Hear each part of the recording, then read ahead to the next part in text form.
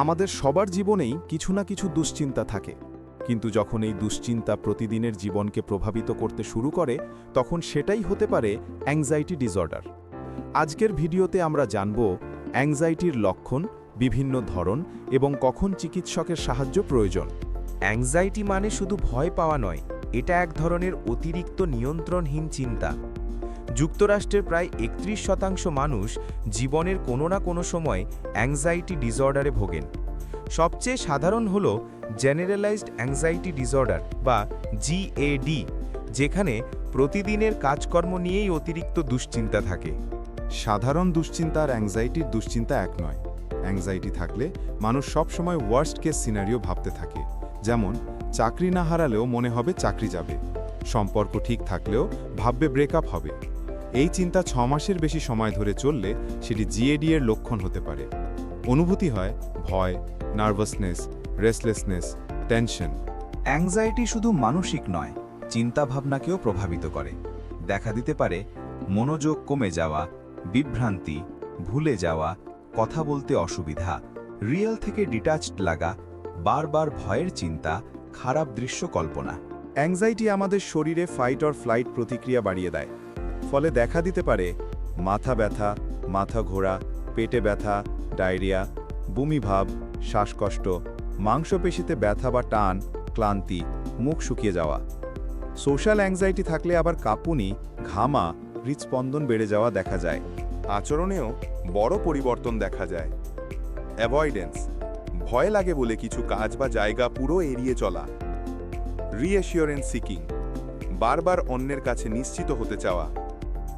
Restlessness, ঘুমের সমস্যা। অনেকেই অ্যাংজাইটি কমাতে ভুল পথে অ্যালকোহল বা ড্রাগ ব্যবহার করতে শুরু করেন, যা শেষ পর্যন্ত অ্যাংজাইটি আরও বাড়ায়।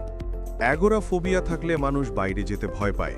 ভিড়, খোলা স্থান বা এমন জায়গা যেখানে দ্রুত বের হওয়া কঠিন। লক্ষণ: বাইরে যেতে অনিরাপত্তা, শরীর আলাদা লাগা, মাথা ঘোরা, ঘামা, বমিভাব, বাসায় আটকে থাকা স্বাভাবিক হয়ে যাওয়া। ওসিডিতে ইন্ট্রুসিভ চিন্তা থাকে, যেমন জীবাণু নিয়ে ভয়। আর কম্পালশনস, যেমন বারবার হাত ধোয়া, মানে ভয় কমানোর জন্য একই কাজ পুনরাবৃত্তি করা। প্রতিদিন অন্তত 1 ঘন্টা এই ধরনের চিন্তা বা আচরণে চলে যায়। এর ফলে দৈনন্দিন কাজ, পড়াশোনা বা সামাজিক জীবনে বড় ধরনের ব্যাঘাত সৃষ্টি হতে পারে। এমনকি ব্যক্তি বুঝেও ওঠে না যে এসব চিন্তা বা আচরণ তার নিয়ন্ত্রণের বাইরে চলে যাচ্ছে। প্যানিক অ্যাটাক হঠাৎ আসে এবং তীব্র ভয় লাগতে থাকে। লক্ষণ: বুক ধড়ফড়, শ্বাস নিতে কষ্ট, মনে হয় মারা যাব, মাথা ঘোরা, ঠান্ডা গরম অনুভব। এগুলো অনেক সময় হার্ট অ্যাটাক মনে হয়। হঠাৎ এমন অনুভূতি আসায় ব্যক্তি আরও বেশি আতঙ্কিত হয়ে পড়ে। যেখানে ক্ষতি হওয়ার সম্ভাবনা নেই, তবু অতি তীব্র ভয়, যেমন উচ্চতা, পানি, পোকা, অন্ধকার।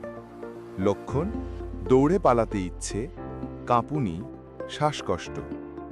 এই ভয় এত তীব্র হতে পারে যে মানুষ স্বাভাবিক পরিস্থিতিকেও বিপজ্জনক মনে করে ফেলে। অনেক সময় এ ধরনের পরিস্থিতি পুরোপুরি এড়িয়ে চলার চেষ্টা শুরু হয়। ফলে দৈনন্দিন কাজ বা চলাফেরায় সীমাবদ্ধতা তৈরি হয়। ট্রমার পর দেখা যায় ফ্ল্যাশব্যাক, দুঃস্বপ্ন, হাইপার ভিজিলেন্স অর্থাৎ সবসময় চমকি ওঠা, অ্যাভয়েডেন্স, গিল্টি ফিলিং, বিচ্ছিন্নতা বা নাম্বনেস। এগুলো দৈনন্দিন মনোযোগ, কাজ বা ঘুম সব কিছুতেই বড় প্রভাব ফেলতে পারে। সময়ের সঙ্গে এসব লক্ষণ তীব্র হলে তা পোস্ট ট্রমাটিক স্ট্রেস ডিসঅর্ডারে রূপ নিতে পারে। যদি অ্যাংজাইটি আপনার কাজ, সম্পর্ক, ঘুম বা দৈনন্দিন জীবন ব্যাহত করে, তাহলে চিকিৎসকের সাহায্য নিন। Digestive issues, depression, substance use বা সুইসাইডাল থটস থাকলে অবশ্যই সাহায্য প্রয়োজন। দীর্ঘদিন ধরে উপেক্ষা করলে মানসিক চাপ শরীরের ওপরও বড় প্রভাব ফেলতে পারে। সময়মতো চিকিৎসা নিলে উপসর্গ নিয়ন্ত্রণে আসে এবং স্বাভাবিক জীবন ফিরিয়ে আনা সম্ভব। বিশেষজ্ঞের পরামর্শ নেওয়া মানেই দুর্বলতা নয়, বরং নিজের প্রতি দায়িত্বশীলতার পরিচয়। অ্যাংজাইটি খুব সাধারণ সমস্যা, আর এর কার্যকর চিকিৎসা আছে। চিকিৎসক হয়তো প্রস্তাব করবেন থেরাপি, সিবিটি সবচেয়ে কার্যকর, মেডিকেশন, লাইফস্টাইল চেঞ্জেস, ঘুম, ব্যায়াম, পুষ্টিকর খাবার, ক্যাফিন, নিকোটিন, অ্যালকোহল কমানো, শ্বাস-প্রশ্বাস ও রিল্যাক্সেশন টেকনিক্স। অ্যাংজাইটি ঠিক করা সম্ভব, কিন্তু প্রথম ধাপ হলো লক্ষণগুলো চিনতে পারা। প্রয়োজন হলে সাহায্য নিন, নিজের যত্ন নিন। মানসিক স্বাস্থ্য সমান গুরুত্বপূর্ণ।